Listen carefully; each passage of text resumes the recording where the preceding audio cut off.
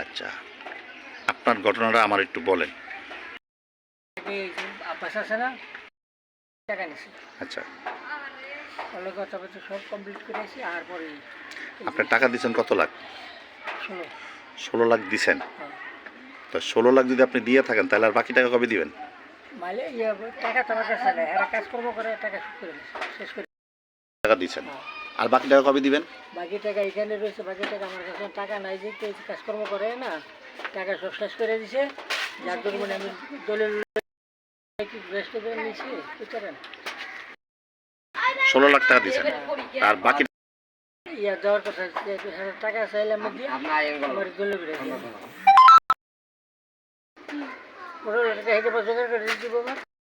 31 লাখ টাকা সম্পদ কিনছেন, হ্যাঁ। 16 লাখ টাকা দিয়েছেন, হ্যাঁ। আর বাকি টাকা কবে দিবেন? বাকি টাকা ওখান দিয়ে রেস্টে দিলে দিয়ে দিব, আপনি দিয়ে দিবেন? দিব, আমি রেস্টে এই টাকা দিয়ে দিব। আচ্ছা, 15 লাখ টাকা 16 লাখ টাকা দিয়েছেন, আর 15 লাখ টাকা আপনার রেস্টুরি করে দিয়ে দিবেন। হ্যাঁ। আচ্ছা, তো টাকাটা দিবেন কবে? ওই যে রেস্টে দিলে আমি দিয়ে দিব। রেস্টুরি দিলে দিয়ে দিবেন। হ্যাঁ।